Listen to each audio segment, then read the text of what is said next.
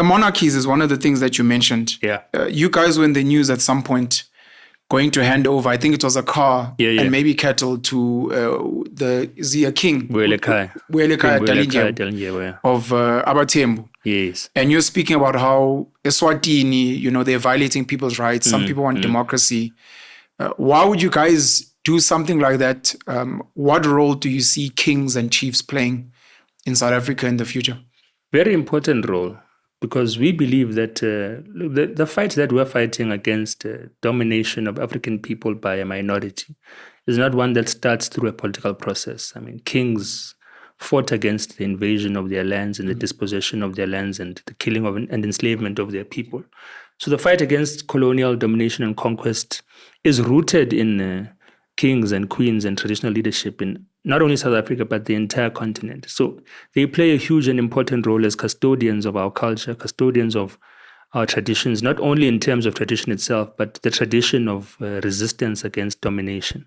But they also play a role of maintaining and sustaining a lot of our communities. So they maintain a lot of our communities that are neglected by formal and modernized society, that are neglected by government. In your rural areas, a lot of the sustenance and political systems that are running those communities and keeping them stable, keeping crime out, are ran through those traditional systems. So they must be able to guide society in terms of how do we maintain those values and how do they sort of work hand in hand with the Constitution of South Africa and the political formalized process that exists today. I mean, Contra Lesa exists. It's one of the organizations that sort of brings all of the traditional houses together, that continue to give policy perspectives and directives to government as well. So this has been done not only by the EFF, but by the ANC as well. Yeah. What is scary is that they want to devolve political power to monarchies, which is something we must oppose completely, and which is something that they did not aspire to.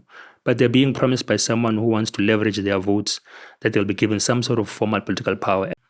As someone who believes in democracy, if the people on the ground, let's say the 17 million, decided to vote in favor of the kings, as you'd say, devolving into having their own political power and structures, would you support the will of the people? If there were to be such a referendum, and I think we would need a referendum because it means abolishing the constitution entirely, we wouldn't have a choice. That is the painful thing about democracy and the will of the people. And that's what we're seeing the DA not do when it comes to what is happening now in the government of national unity.